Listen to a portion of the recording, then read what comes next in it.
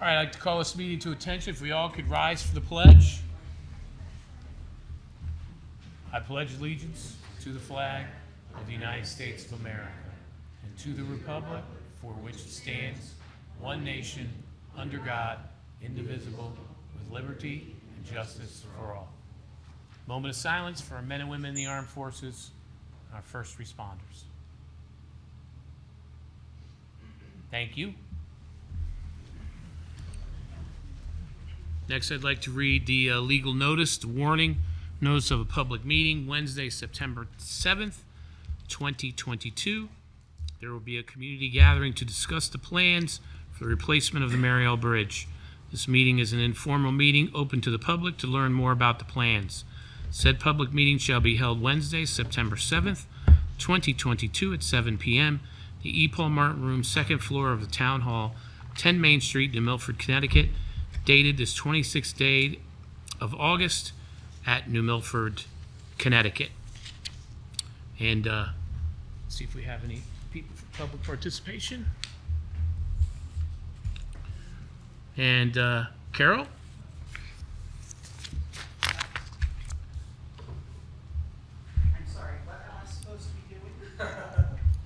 Public input?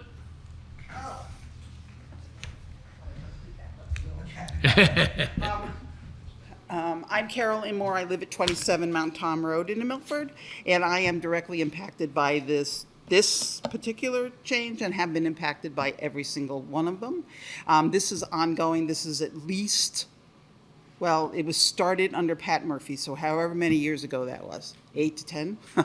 I did speak to Mayor Pete and the representative from the consulting firm, and I understand that we're right back to where we started, which is to close Merryall Road totally at that bridge, that the state is now made changes to the requirements to replace that bridge, and they're talking about starting this on March of 2023 and finishing in November 2023. My public input is, one, I seriously doubt that timeline given the COVID restrictions that we've just gone through.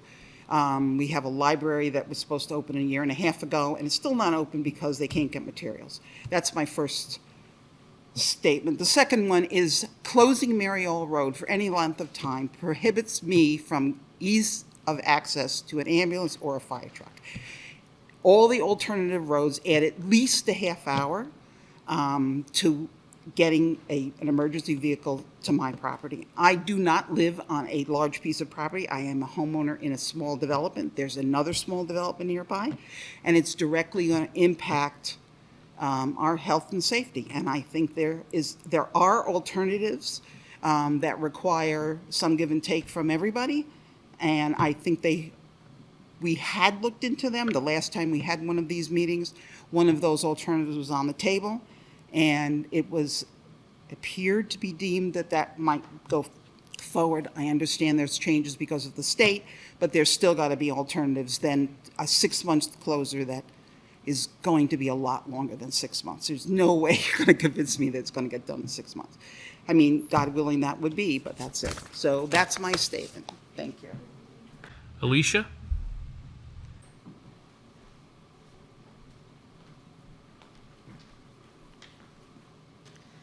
My name is Alicia Inch.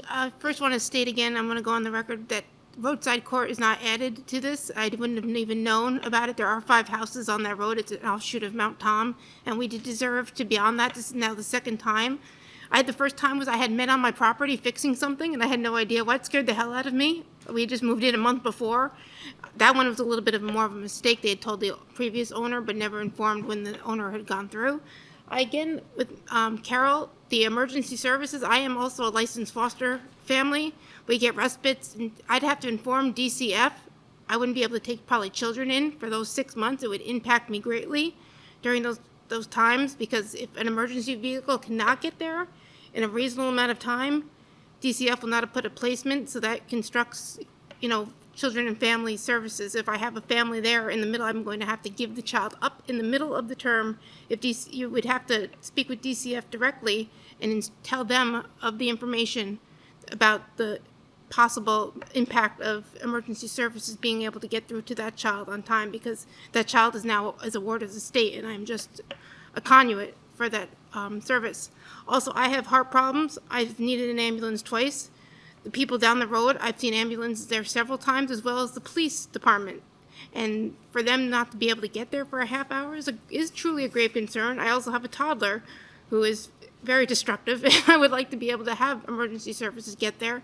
And I also know that there are a lot of elderly people who walk on my road, which is awesome, because Mount Tom is a hike, so they go on our flat road. And I know that there are many different people on that road that are older and that would need emergency services. And if it can't get there for a half hour, especially in the wintertime, and to get up that back road in the wintertime is hard. And I have a four-wheel, all-wheel drive car, and I sometimes go across, I believe it's Little Bear or Big Bear, to get across. Sometimes I take my son that way to his doctor, and that road can be treacherous in the winter. So it's a matter of safety as well. So I just want you guys to consider. And I see that on the list, it said that some property owners are worried about their property being changed around a little bit. Yes, I'd like that too not to happen, but if we could find an alternative or build a bridge next to it, like they do sometimes with large bridges, like the Tappan Zee, well, now the Merryall Bridge, but I will always call it the Tappan Zee Bridge. They built a bridge next to it. They didn't just tear everything down, because that would stop the flow. And especially if it is going to possibly take more than 6 months, that's a long time.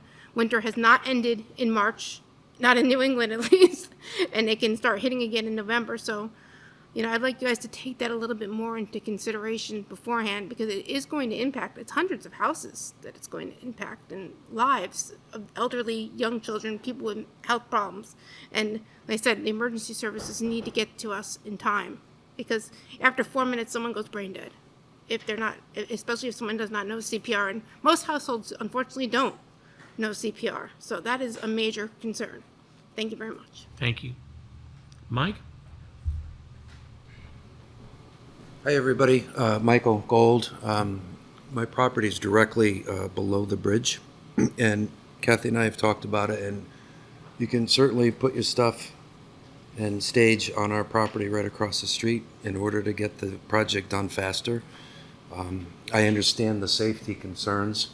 I don't know if we can put a bridge next to, but the one thing I am concerned about is the length of time that it'll take.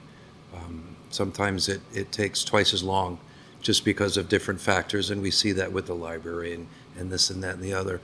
The other thing is to make it aesthetic pleasing to the neighborhood. Galvanized metal, I don't think that's really the best answer. I'd rather see like a stamped concrete with stone past the abutments, just to make it look real nice. And I'm thrilled that the town is finally doing this. So thank you, Mayor, and thank you, Jack. Thanks, Mike. Tony? Good evening. Tony Vengrove, 7 Carl's Lane.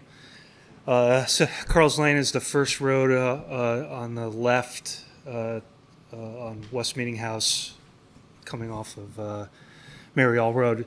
So I just have 3 points that are kind of concern to me, in no particular order, but one is the impact on the school bus route. I don't know if you'll be addressing that today. I'd like to know if we have to contact the school and kind of figure that out.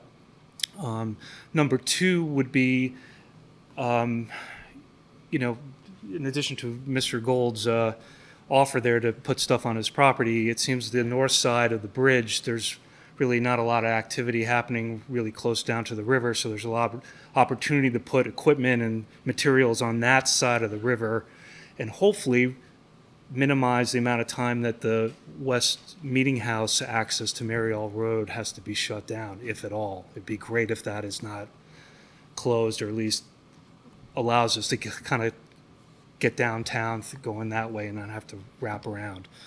And the third one is, I know a temporary bridge is going up on Chernisky. I do a lot of my business up in Litchfield, and I'm excited for that to open up again temporarily, but I understand that's temporarily until a new bridge is formed, and I'd be curious to see if the timing of this repair and the full-time repair at Chernisky will happen at the same time, meaning that I'm kind of losing 2 options to get out to 202 and head north. So those are the 3 areas that I'd love to hear about. Thank you. Thank you, Tony. David? Good evening, David Gold, Bolingbrook Drive. I stood here when Pat Murphy was mayor, I don't know, 6 years ago, and we discussed this and discussed this. And since that time, help me out if my memory is correct, I'm not as young as I used to be, but didn't they build a bridge or fix a bridge on Aspetuck Ridge Road? That was cut in half. They did one half, and then they did the other half. And this is what we discussed about this bridge, and they were telling me about all the extra money it would cost, and I understand that. But to make everybody happy in this room, if they did half and half, they did it on Aspetuck Ridge Road, if someone could explain to me, what's the difference? I drove through Sherman for 20 years on my way to work. I drove through a bridge that was done there, half and half. Now, also, if I remember correctly, the exact mileage of a detour would be about 6.1 miles, I think was brought out. To this lady's argument here, that's a long time if you're waiting for an ambulance. Kids who are going to school. Police have to come to your property. So I think we should really give this a lot of concern, and I understand Michael Gold's consideration. But I think there's a lot of things we could, do for this. There's a lot of, now, a temporary bridge maybe, that the state can, from what I understand the last time we talked, the state can actually give us a bridge. It's going to cost the town a little money to rent it, put that across there. But I think if we could do half and half, I think it would satisfy everybody. So let's see what we can do. Thank you, David. Is there anybody else who would like to address the public meeting? Okay. You want me to sign first? Yes, please. I'll have you. There's some other ones too, if you just leave it up there.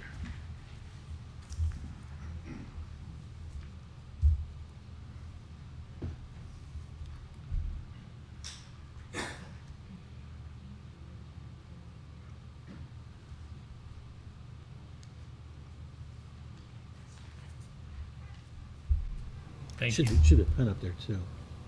Oh, yeah. Is it okay if I leave it here? Yeah, it's fine. Thank you. Good evening, everybody. Richard Chipple, Richard Chipple, 8 West Meetinghouse Road. I am an abutting property owner. We've been through this a couple times.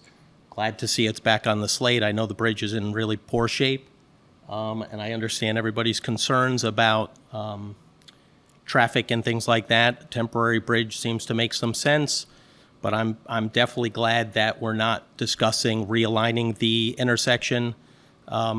The last time around, I went to the New Milford Police Department because safety was brought up. There's never been an accident in that intersection, although I've witnessed a couple one-car off the road incidences down into the river. Actually, just one, but there's never been any type of car-on-car accident. So safety, I think, is not really a concern.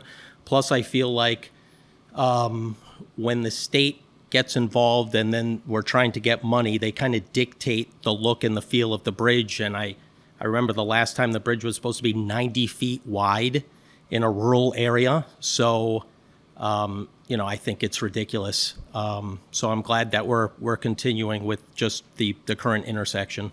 Seems to make a lot of sense. Thank you. Thank you. Hello, sir. Hi.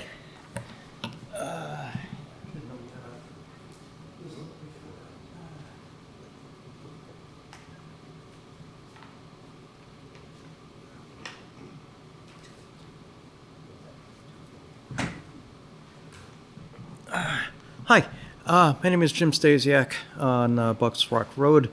My property also slightly abuts the bridge.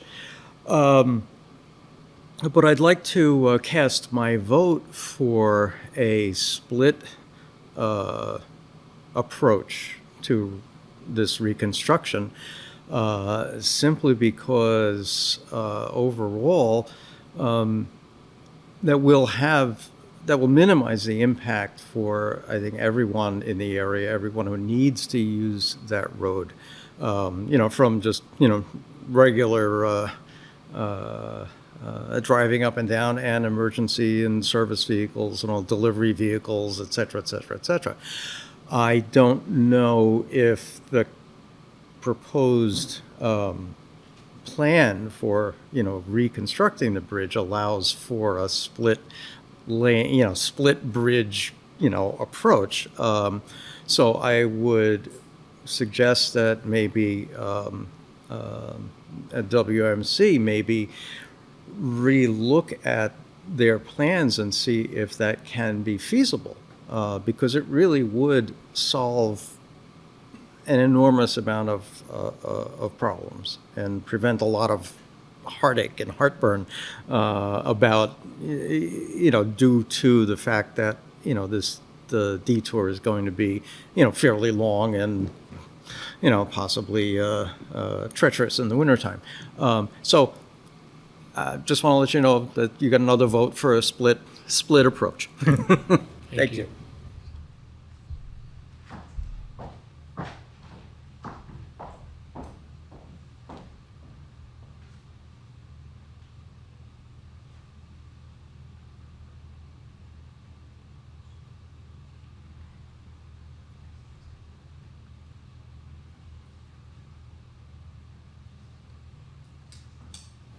My name is Jennifer Daniels. I'm at 16 Bonnybrook. I also agree to go for the for the half split bridge. I travel for work. When I was in Clinton, I traveled for work. When I'm here, I was traveling for work. It makes more sense to do it that way. When my mother was alive, she passed away a couple months ago. I've had to call 911 several times over the past year. I just moved here a year ago, June. And having even half that bridge open would have meant her life, basically. And I can understand with a bunch of my neighbors here that they need that couple of minutes. It's that couple of minutes can mean a life.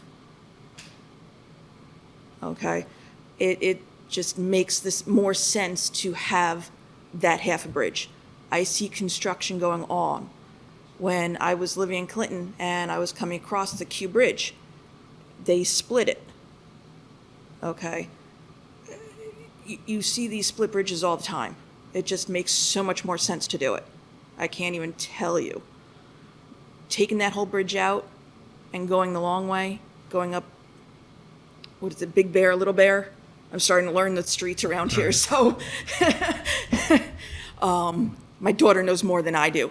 And she just started driving, and having her in the wintertime try to go up some of these roads as a new driver, it's gonna be slippery, for new drivers that just get their license, in March. Yeah, we're still gonna have snow in March. So, and November, we're gonna be getting snow. And working in construction, you're not gonna still get, with COVID, these materials, it's gonna be hard. And they're not gonna be done. I just know construction. So I would suggest, with the engineers, go back to the planning and see if it's possible to go do a half bridge. Thank you. Anyone else like to address the public meeting? I'm just curious, is there any more of this paperwork that I don't,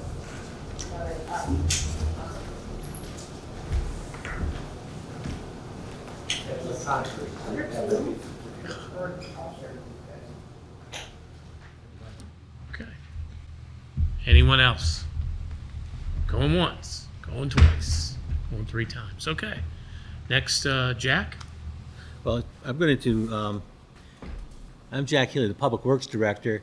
Really, I'm just here, I'm going to be flipping the slides for Keegan Elder. Keegan is with WMC, and he's the design engineer. He's going to show you a design tonight that we have at this point. We are going to, we've taken down notes on everything you've said. So he's going to present to you where we have this today.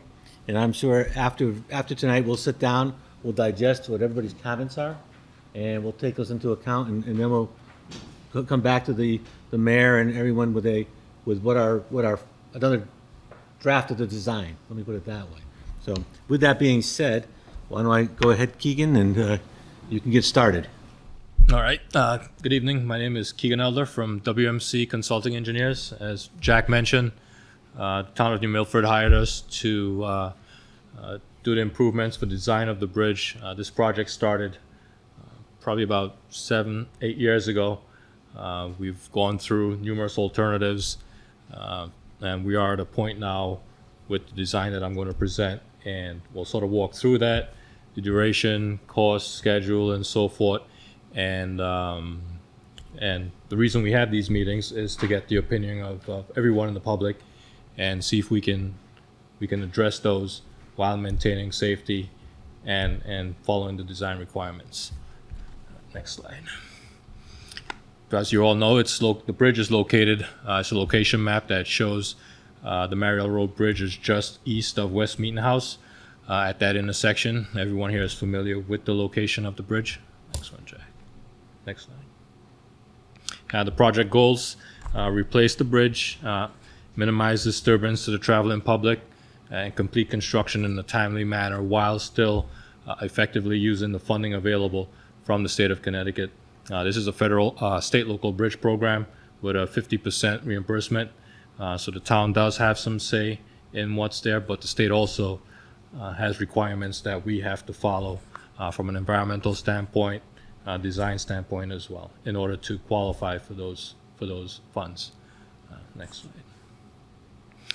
Here's a view from West Meeting House, looking north or east at the bridge and north up West Meeting House. Next slide. Just to familiarize yourself, now you're standing east of the bridge, looking west or south towards West Meeting House. Next one. These are two elevations, sort of in the channel, looking north and south at the structure. As you can tell, it's a pretty tall bridge, and the significance of that will come in as I go forward in the slides. Go ahead, next slide. Project history: we've had public information meetings before and reviewed multiple alternatives for replacement of this bridge, including teeing up the intersection, which had some significant environmental impacts, and there was concerns about how that would impact the abutters at the project as well. We tried our last alternative that we thought would be one that would carry forward was a precast concrete box culvert alternative, which the state basically told us that that is too impactful to the species that live or habitat the channel. And due to the height of the structure, it would preclude us from doing that design. Because of that, we're now in a position where our proposed bridge is a conventional type abutment style bridge, which I'll go through in the other slides. Most of our alternatives previously that we reviewed were either cost prohibitive, had environmental impacts that exceeded what the DOT and DEEP deemed as viable alternatives, and then constructability concerns, including rights-of-way, impacts to the abutters, and duration of construction as well. Next slide. So our proposed construction will consist of, right now, maintaining the existing alignment, using precast deck units or beams, concrete beams that are prefabricated to meet the span. Those beams will sit on cast-in-place abutments. Those abutments will go down into the ground and be founded on bedrock. Bedrock is relatively shallow, but because the abutments or the channel is so deep from the bottom of the channel to the roadway, it precluded us from doing the box culvert alternatives and had us going towards the precast abutments. Another problem, or another alternative that we looked at, is doing pile foundations to minimize the cost of doing deep abutments and deep footings, but that was also prohibitive because the structure type required a skew of the bridge of less than 20 degrees. The skew of the bridge is the bridge's alignment against the roadway. So you can tell it's a pretty sharp intersection there and a pretty steep angle. So we're pretty restricted in what sort of structure type we propose here from a design perspective solely. As of now, we have galvanized bridge rail and metal beam rail. That's all galvanized. One of the things we can look at is also changing that to a metallized, a more rustic look, having a painted system, maybe even wood guide rail for the approaches, and some sort of painted system on the bridge itself for protective rail. And full depth construction throughout the project limits. That's just paving and sub-base. We have I think we have approximately 100 feet of West Meeting House that's being reconstructed, and about 200 or 300 feet on Merryall that is being reconstructed. You'll see that in the slides as we go forward. Right now, the road's being closed at Merryall and alternating one-way traffic on West Meeting House. Due to the location of the existing bridge and West Meeting House, we would need to block off one lane of traffic on West Meeting House during the construction of that particular abutment. And one last thing on that previous slide was realigning the existing channel by making the easterly abutment further back from the existing to have the channel in line with what it should be doing, which would minimize scour, minimize overtopping, open up the hydraulic opening for the bridge to allow a higher frequency design storm to convey through that structure. This is an existing condition plan. Blue is the river, dark gray is your existing bridge, and the light gray would show you Merryall and West Meeting House. Next one. This is the proposed roadway plan. The colors here, the yellow depicts proposed pavement. The orange is all part of the concrete work that would constitute the reconstruction of the bridge. The bridge is slightly narrower than all of the orange shown there. We have concrete approach slabs that approach the bridge that make it look as large as it is, but yellow would be over the orange if it were there. The green and brown are the fill and cut slopes in order the grade to tie into existing.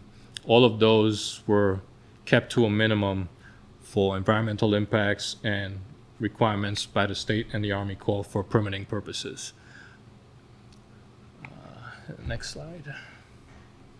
This is a profile of the structure, basically taking a knife down the center of the road. The line on top shows your existing roadway. This is exaggerated at a 10:1 scale. The green, slightly, that you can barely see up top, shows that we're matching the vertical alignment that's there currently. The orange is part of the proposed bridge as discussed. The gray columns that you see are walls. Those are the abutment walls I mentioned.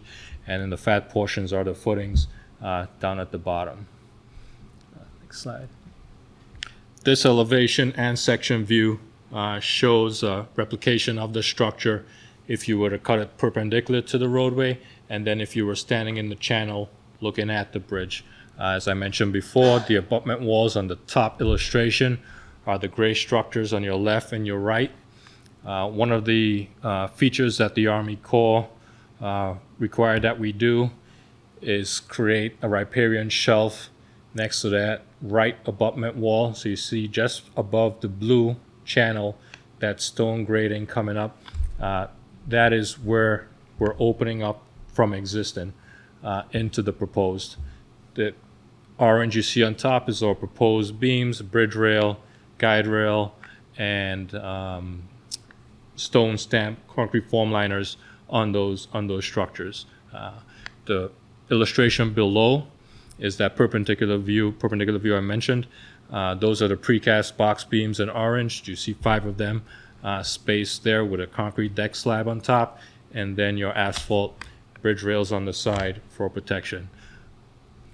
Keegan, Yep. this one maybe is a very good one to show where the current abutment is and how much we're having to widen it. I don't know Yes. if you can point that, just Yeah, so Do you have a pointer? I don't, Mike, is there a pointer here?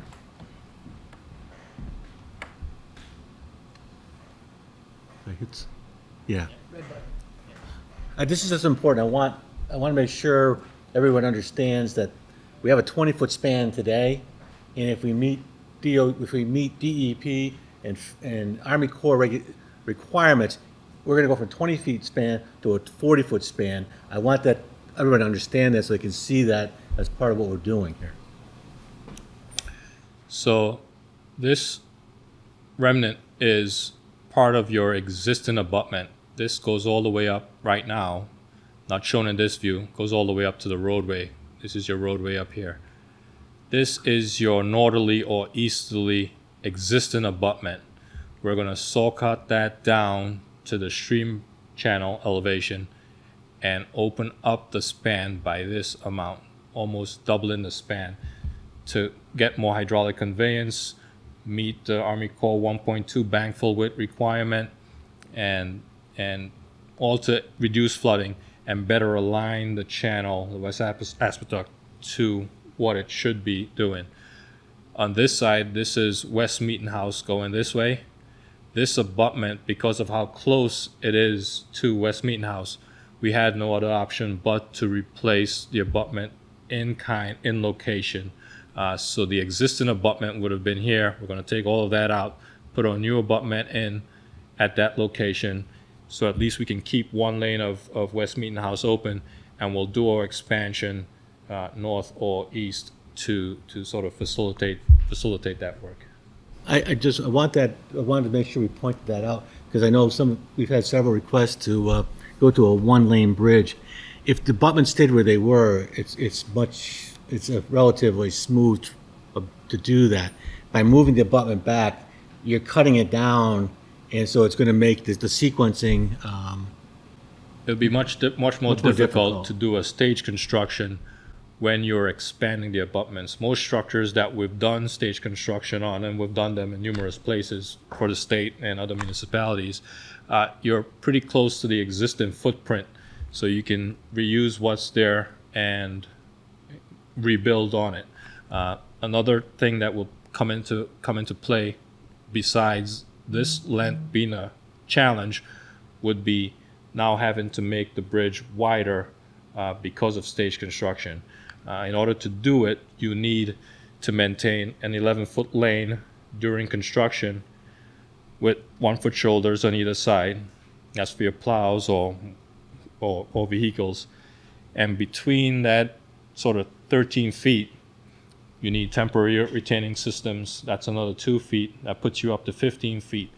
So we would have to keep 15 feet of the existing bridge in place while we build another 15 plus feet of proposed bridge, so that once we're done with that first half of the build, we can move traffic onto that and then rebuild a portion that was existing.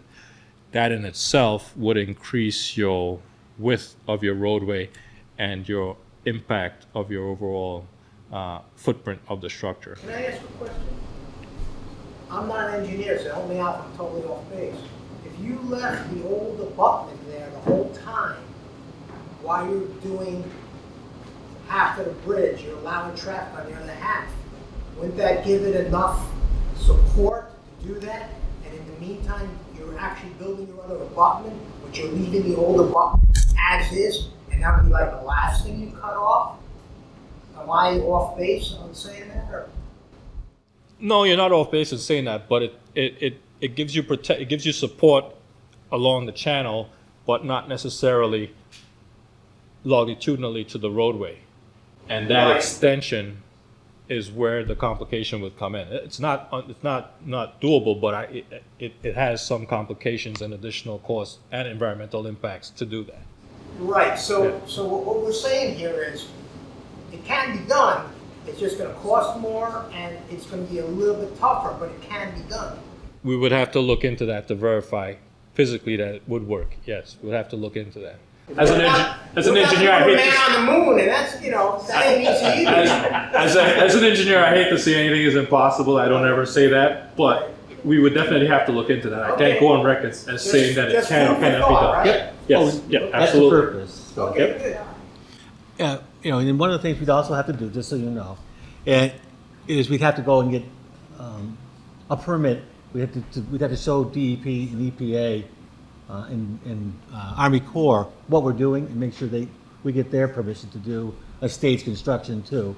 Because anything we do here, we have to give them a plan, and it goes through a very rigorous review.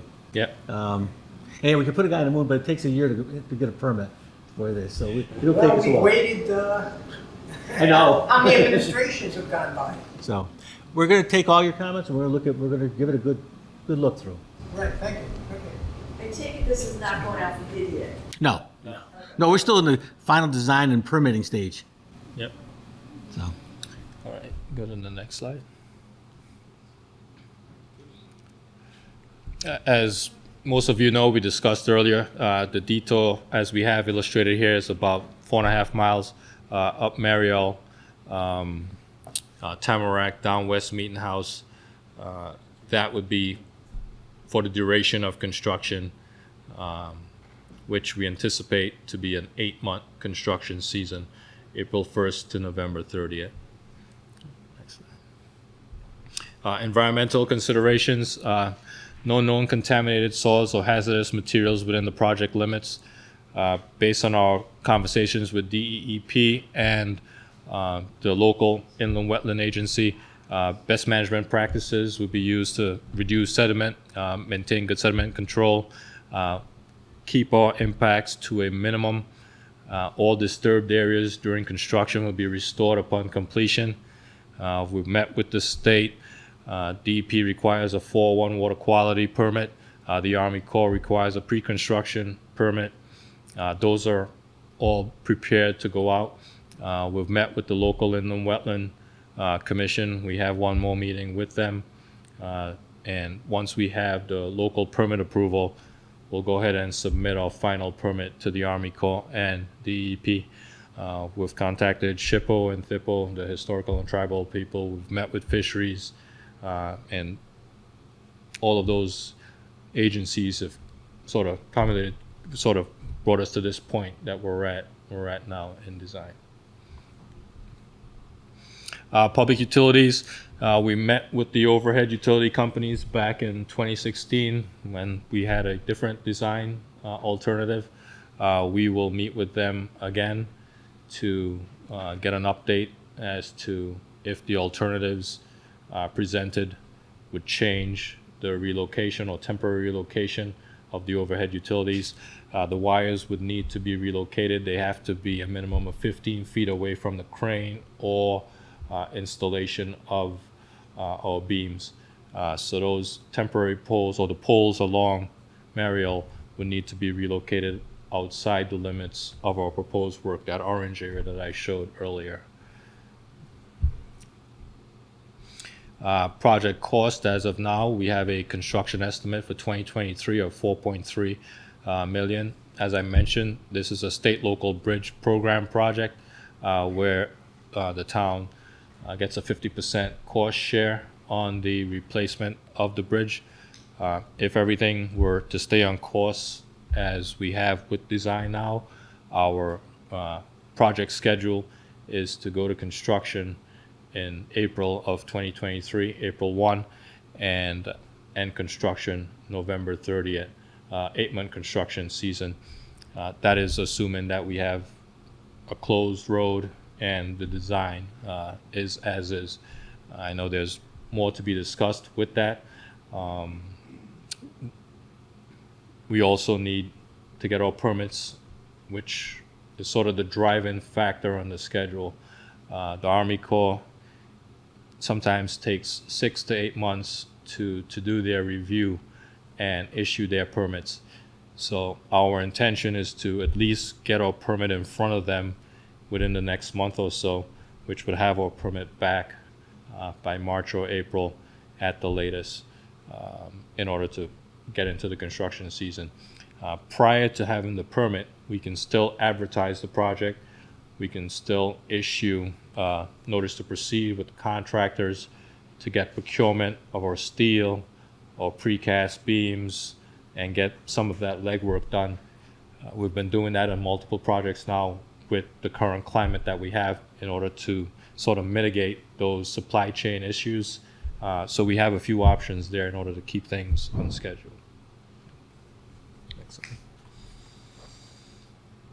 Contact information, Jack Healy, and then myself. And That's it. that's it. So we are meeting with Inland Wetlands. We are going through that process right now for permitting. Based on your comments, we'll go back and look at, continue to look at the options available to us as far as options. Whether it's I was just writing down here, I've come up with, you either go as is, we go with a temporary bridge, somehow we modify and bring a temporary bridge on one of the two sides, or a third is do a split bridge. And I think one of the things we can do is do a financial analysis and do a time analysis on that. The temporary bridge probably falls into the range of almost the same amount of time as doing if we can find the space. We've also got to look at people's property lines and things like that. A temporary bridge can probably be built and installed and keep the schedule relatively close. A split bridge will take, I can't even say that we definitely could do it. And if we could do it, it would extend the schedule, I think, as you've been told before, quite a bit. But we will go back and we will look at the options and make sure that, we vetted out what we can do. We understand the concerns.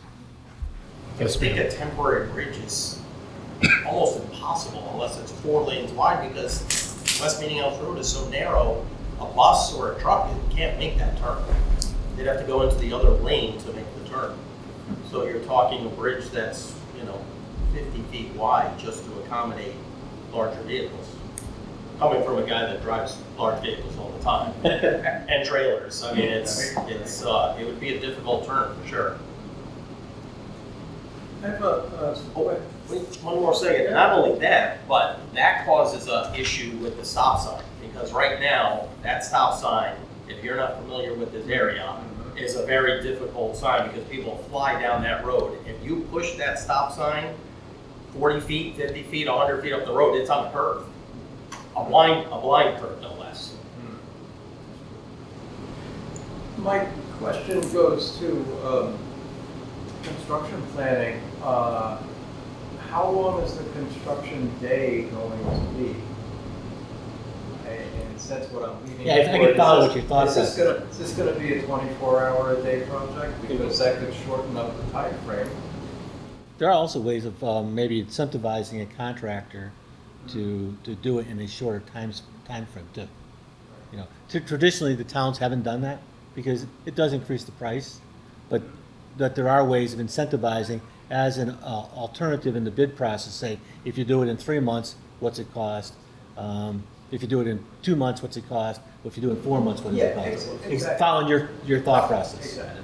But we are in a somewhat unique situation with the construction requirements for this particular bridge in its particular location. So anything I think that can be done to minimize that construction time, if there's no alternative way to have one lane going somewhere, anything that we could do to minimize that would be somewhat acceptable. I mean, and money is always an issue, but you're looking at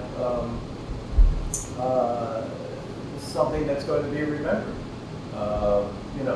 Hey, yes, we spent more money, but we got it done very much faster than we originally projected. I think that would generate a lot more goodwill than anything else. But It's too bad that they got turned down for the box culverts, because a box culvert would be a real nice way to go. No, You have everything built, you have it all sitting there ready to go, you take the bridge out and you slide it in. I remember that from the other proposals that we had over the. That would be a preferred option. Yeah. So it is an interesting project, and the solution is has to encompass a lot of intricate factors. So if we can all appreciate that, then, let's we'll forge ahead. Mike? Yeah, just for safety, I know that my house is assigned to Waterwich in town. I don't know about you guys north of Merryall Road. Is it Northfield? Yeah. So it doesn't really quite matter. That's Right. the ambulance. No, I understand that, and that was my next point. Is it possible to have a temporary ambulance at the Northfield Fire Department? I don't know how that is. I don't think that would work as all of their. Goes in the opposite direction. Okay, I You just want- throwing you out want- ideas. You should be running emergency service checks to see how fast an ambulance, like, say, Mount Tom Road, get a designated thing. Run fire, ambulance, police, get all these things, see how long it takes you to go to the hospital with this. Because like I said, in a matter of a few minutes, you can talk to any doctor, any nurse, any EMT will tell you. Those few minutes could kill someone.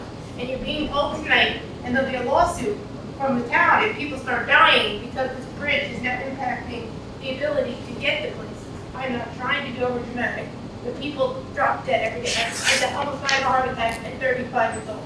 If that ambulance hadn't been able to get to me in time, I would not be here. So the matter of 5 or 6 minutes could kill someone. A house fire burning for 5 or 6 more minutes could kill someone. So you guys need to run all those drills. See how much longer it takes. Run the factors of snow, ice, all those factors in, because those factors are going to matter at those times of the year. And that is every single citizen. Those are the people who voted for you guys. We put you in office. We count on your safety. I don't care if the bridge is pink and green and built by 5-year-olds, as long as everyone is not dead by the time the bridge is put up. Yes, it would be beautiful and aesthetically pleasing, and I understand it's geological, it's environmental impact reports, and there's thousands of things that the engineers do behind the scenes. The fact of the matter is that 1 or 2 people die during this because they cannot get the services they need. That is unacceptable. It's completely unacceptable. We're more worried about the fish and the deer than the human life than we do have these in this country. And it's starting, I'm going to protest this all the way through because I don't want any of these people to die. And I don't think you do or any of you want anyone to die. So until you guys can get me the numbers on how much longer it's going to take for an ambulance to get to my house, if my son or my husband or I need it, then I cannot approve this project this way. We cannot get the services that we need, that we pay for in taxes, get to our house before it's too late. Thank you. Anybody else? I agree with her. Simple as that. I want to turn right, if there's a problem, I want to turn right out of my road and head towards the hospital or doctor. I don't have to take a left and go 6.5 miles, a little bit there or a little here. I want to be able to get there and when I need to. Thank you. Yes. In my experience with a lot of like bigger projects that happen, like I know it says 8 months, and I know that's like the best possible scenario, and then you factor in weather and all that kind of stuff. So if there's any way we can look at an option that might shorten that up, because I would bet you that 8 months will be more like a year, which will suck big time, driving all the way around to Milford.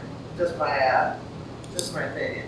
Well, it would definitely be a year because you can't work from November until when's bridge construction start again, right? Isn't there a cutoff time? There is, but you can't work through the winter. It's just that, it's Doesn't not, have to do with it's that, not more than efficient. anything. But I thought the state cut off, because there was a bridge in Bethel that shut down at a certain point, half done, because the state told them, after a certain date, I thought they have to stop working. No, we just built one, before I left Berlin, we built one through the winter. Construction goes year-round. I understand that the state has impacted this yet again. Has anyone talked to the state about the human part of this? About the fact that you're impacting, I think it's great that we're all worried about the environmental, and I'm on board, but it shouldn't take precedent over the other. And if you have contact information for the state, be happy to talk to somebody. This is a bigger problem than just, the impacting of this bridge. And the state may be able to waive some of these requirements based on the fact that you're impacting the physical well-being of a number of people. So the state, I understand the state's got rules, but they also can change those rules, and they can mitigate them based on human needs. So if you haven't already done that, you should, but I would, if you've got contact information, you have to make a phone call. More than one phone. I don't use so much the state, but we'd be happy to send it to you. It's the Army Corps of Engineers. And I can tell you with Tamarack and now with Chenersky, they're an impediment. I'm sure he can tell you too. There are new regulations that they have. And I hate to say this, as we all know, I live on Mount Tom, right? So it impacts me too, right? Is that they don't care. I can tell you firsthand, girl. They don't care. With Chenersky, we're looking to put a 20 years one-lane working bridge. for an attorney, a statement like that opens up the town to a lot more than $22 million.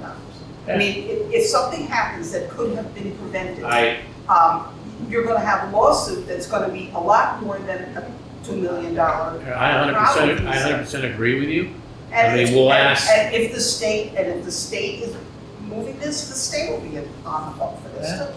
I mean, we've got to look at a slightly larger picture. And I agree. I understand that people are going to be impacted, but let's keep it so that, as Alicia has said, no one actually dies in the process.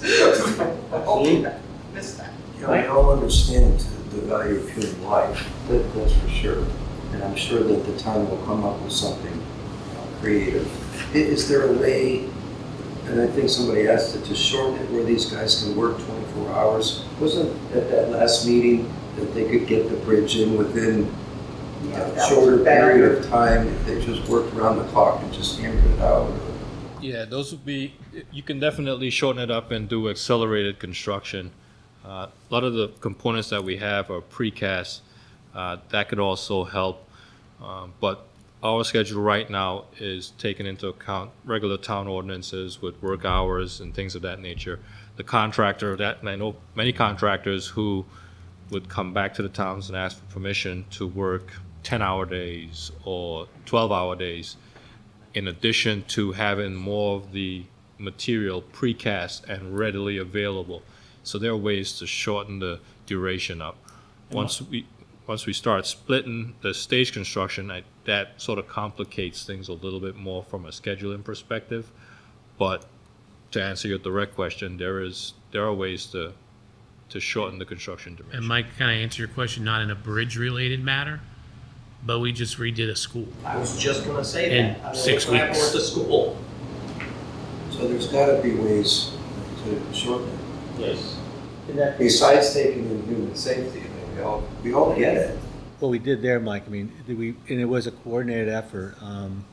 There were lots of options, and I'm not gonna go into all of our planning and that, but at one point, we were able to get everybody at the table, and essentially, we went from a staff of 100 people working a day to up to 260 people working a day to get the school done in that time frame. You know, it changed the price, and everybody got together, and I'm gonna give Kerma, the insurance company, and everybody who was involved credit, but that's what it took.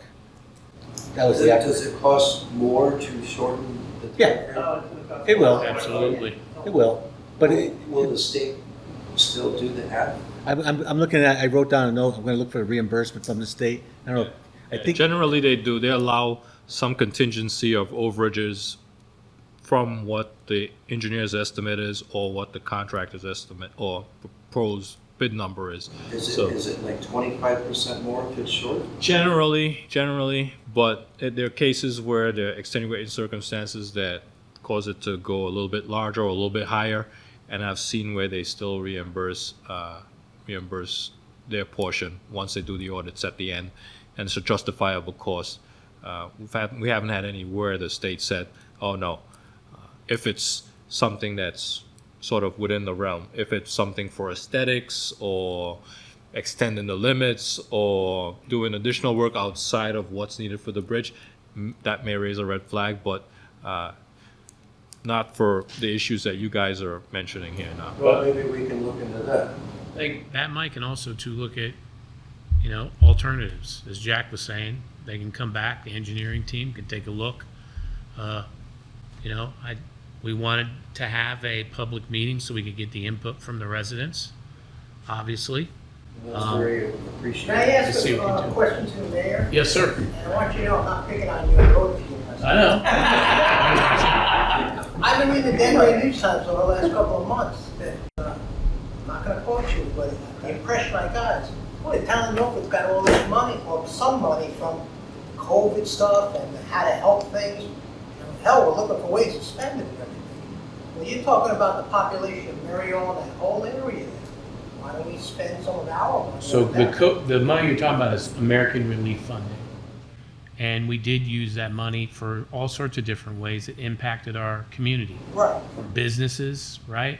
From a dam that, so we did all sorts of infrastructure projects. And I thought there with was those still some funds. money there, though. I thought. There's not a lot left, but that's something we could look at as well. So there's all sorts of different options Sure. that we can look at to make this as best a project as we can, dealing with the bridge that we have and the way that it's shaped, and with the state and the Department of the Army Corps of Engineers changing the way they look at bridges now, that make it much, much more difficult, much more costly. But I think everybody should understand that this is gonna cost more money, and we should understand that and work towards that part of it too. How do we get this money? And there's a lot of different things. I mean, our government just passed the infrastructure bill. It's supposedly got hundreds of billions of dollars for infrastructure. I mean, let's see if we can pull some of that money in. I'm not saying we're the only town with a bridge, but I mean, there's a lot of money out And there. that's the stuff we are looking Okay. at actually do, absolutely. Right. I'm with you there, Okay. I got you. absolutely. Yes, ma'am. Can I ask you, it's probably been addressed, but what is the shelf life on the old bridge left? Like, how many good years until It's it not- falls through the thing? It's the worst in Litchfield County. But I'm saying, like, just, That was quoted in a paper. like, if it's not done in a year, are we in a lot of trouble? I'm just saying, I'm not an engineer, so I couldn't. okay, I'll engineer defer that person to our over there? engineer. So, I cannot answer that right now without, is it at least 6 months, a year? I cannot, without doing I'm analysis on saying, it. if I drive over this next week, is it going to crumble through the ground? Right. I can't answer that question. They We can, start with small holes and then they. I know, but I'm saying, It's a total it's failure. been 7 years, so if my son goes and jumps up and down on it, is it going to? Well, we've been working on it for almost 10, That's what so I'm I guess saying. it's got a little more time. I just wanted to ask a question going back to the bridge design. I was just curious, you mentioned the galvanized and all that, and if that design plan is similar to the bridge that was done a few miles southbound in Merryall. It'd be, for me at least, when there's consistency in design in a neighborhood, it makes the neighborhood just kind of feel more Connected. interesting and planned. And so I was just curious if this design is similar to that one, which seems Yeah. to be a little, it is. It's similar to that, yeah. I think we're pretty much similar. We just did one in Mud Pond, we put a wooden rail on. We're finishing up the one in Gaylord right now, and that has a concrete stamped, it's a stamp, and they colorize it so it looks like natural stone. I believe this one has the metallized guide rails on the side, which is similar to what's down the road, yeah. So our next steps are to wait to hear from you guys, and we'll all get back together. We're gonna go to Inlands Wetlands, tomorrow night. We're working on our permits process. But that's gonna be continued to I've talked to the Inlands Wetlands official. That's more than likely gonna be continued to a public hearing, so that's gonna take a few months to do that anyway. And in the interim, I'll be getting with Keegan and the mayor, and we will vet out each of these options, to see, what we can do. So Again, keep us posted. Absolutely. he has a good website. I know. Yes, ma'am. When you talk about the precast, doing a precast bridge, down in Norwalk, going over 95, they replaced that bridge in one day. Did anybody think of doing that? Something like that, doing a bridge in one day? That would be wonderful. And the problem again. I mean, it's just a thought. It's a very good one. They did it in 91 too. Remember on 91, so they went up toward Hartford. They did it also. And fortunately there, the abutments stayed. Unfortunately here, we keep going back. Number one, the abutments here are failing. They have to be replaced. So that's the first thing. The second thing is, because, and I hate to keep going back to it, as of last year, the general permit that Army Corps operates under, it changed. So now we have to do these calculations that Keegan can much more versed at than I am. 1.5 times the bank width of the river, plus there's a 2-foot freeboard at flood stage. We have to design to that, otherwise FEMA will not give us a permit. And they are very firm on that, I'll put it that way. So we have to do that, and that's the part that's sort of, it's the crimp in this whole conversation about whether you do a split bridge or anything like that, because we have to move, we have to build 2 abutments, and we have to move one back. Now, you could build them in stages, but now we add to the width of it. So, I want to look at the options. I've written down, can we put a temporary bridge? Because a temporary bridge may be less expensive to put in to the side of it than to try to do a split bridge, and maybe make more financial sense and time-wise, because we can design and have a temporary bridge delivered within 3 months. You have to get the precast abutments and all that kind of good stuff, but that would be faster. The problem there is, do we have the space to do it? We have to look at some configurations, but we'll get on this tomorrow. Well, what if, even just thinking about it, and you were to do half the bridge and still do a precast, or, replace half the bridge in one shot, like they did on 95 and 91, do the abutments and do that one whole fell swoop and still leave half the bridge, and once that's up and running, get everything ready for the other half and do that in all one fell swoop. I think that they were saying that they can't do that because the entire abutment has to be moved out, so you can't have just half the bridge there. Exactly. So you're comparing it to the I-95 projects, and those projects, the reason that they went as smoothly as they did, your walls, so to put it in physical terms, that wall would stay and that wall would stay, and they just replaced the ceiling.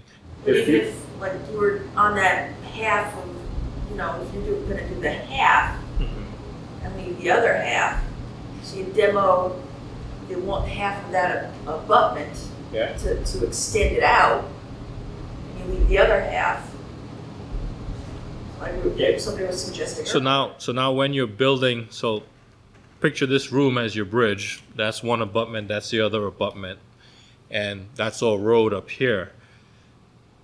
You cut it in half and you keep half the roof here. When you extend it now, which we're doing here, twice the size of the room, and now you're building another abutment back there, you still have to go down vertically. I think we're about 20-something feet deep, while still trying to maintain traffic running right next to you 20 feet back from the bridge. So it's complicated from a much more complicated than the projects you see on 995, where your 2 outside walls stay, you're taking the roof off or the roadway off, and you're putting a new one on. If you're going to extend the limits of your room or extend the limit of your bridge or house and put a new roof on it, you now have to build additional walls to sort of maintain that traffic that's running on that existing portion. Now you think of it, you have now a hole that's 20-something feet deep and cars right next to it running along the existing, and now you're building 20-something feet behind that. So, like I said, I don't like to say anything is impossible, but it's pretty difficult to do something like that, or in a day like they did on 995. I put up the slide for a reason. The other thing, Keegan, you may want to show is part of this. DEP and Army Corps look at this and they say, because of the bridge, this was done 50, 60 years ago, they've narrowed the river there unnaturally. Yeah, they created a bottleneck here. So when you go and build a new bridge, open it up, they want you to open that back up to the original. Yeah. So your channel is roughly this coming in here. You get down here, it narrows, and it's a restricting point, it's a bottleneck. By opening up this abutment back here to fall in line with this channel is what the channel should have been doing, that gives you the 1.2 bank full width. That means your proposed structure needs to be 1.2 times the width of the channel in the surrounding area. That's one of the requirements of this permit that we're applying. Just a comment. If you, let's say, were to cut the abutment in half and remove half so that you could work along that pathway, my concern would be how much would the other side that's still standing be weakened by that? That's something that's also a concern. A contractor may have to fortify that when he does that. We have condition inspections of the existing structure from a visual inspection, but we have not done physical cores into the existing abutment to determine its condition throughout. So once he gets into construction, that would be something else that he would have to take into account. Right. If we thought about a temporary bridge, where would you think that would go? If everybody's in agreement and the landowners are okay using the property for 8 months? Sorry. Did I do that? Oh, I did that. Oh. You got control. Oh, there we go. Geometrically, the temporary bridge would have to be on the upstream side. I think that makes the most sense. When we looked at the options of realignment and teeing up the intersections, which were dissolved for whatever reason, that was the best location. It allows traffic to come down this way, make a smooth transition over the meeting house, teed up with a stop sign, and then go north and south. Downstream, it's a lot steeper, a lot more sort of geological and geometric restrictions downstream to do that. If the objective of the temporary bridge is primarily for emergency services, I mean, that seems to be the primary concern.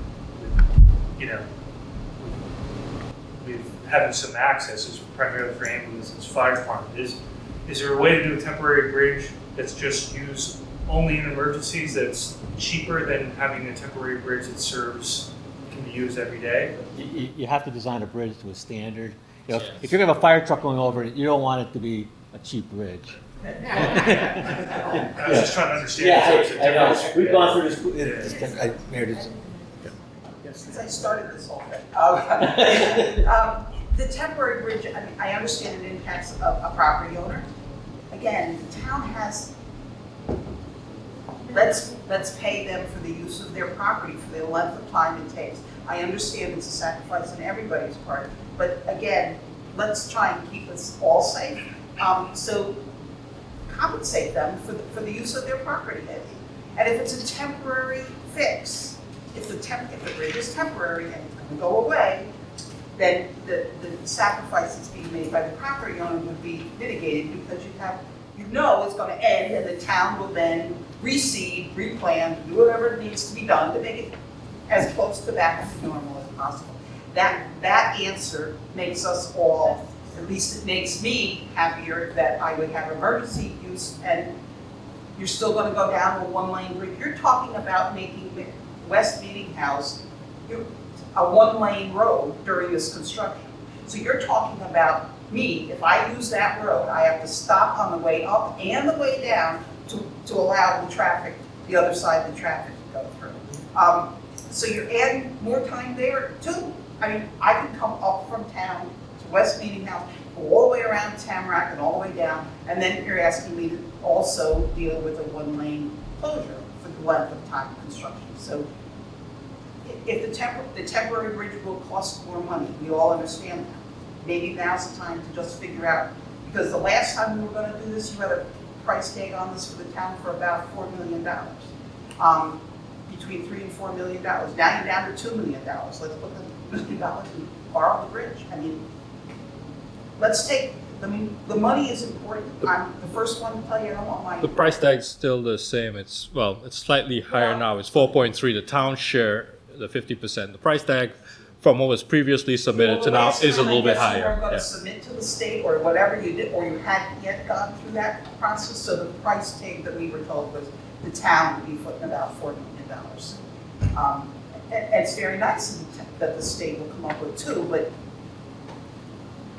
to make the decision about closing this bridge for 8 months at minimum, at over money, it seems to be kind of a foolish decision on everyone's part.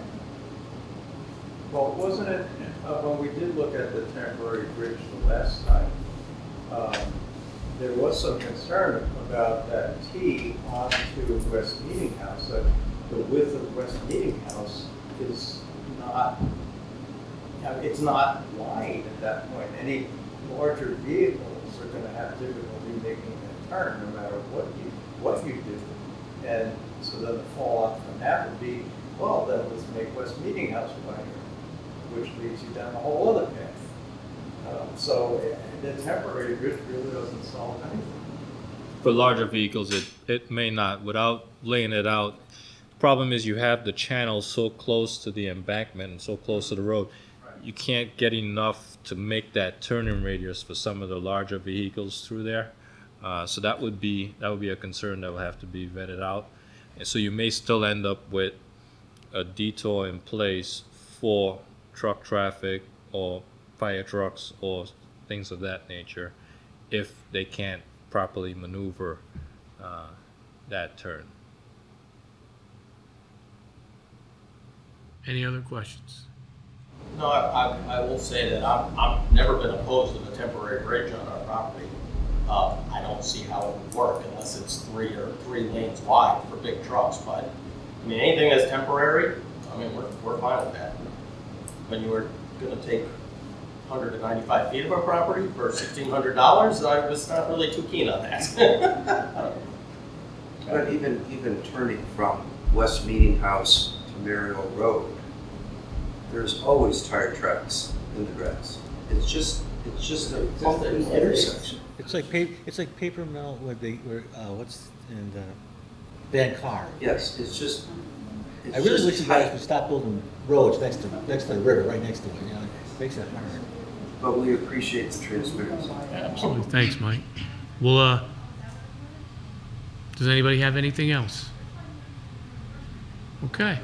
So we got our homework to do. Thank you, guys. Absolutely. Very much. Jack, and we'll get back to everybody with kind of how we vetted it out. Thank you, everybody. Yeah, thank you.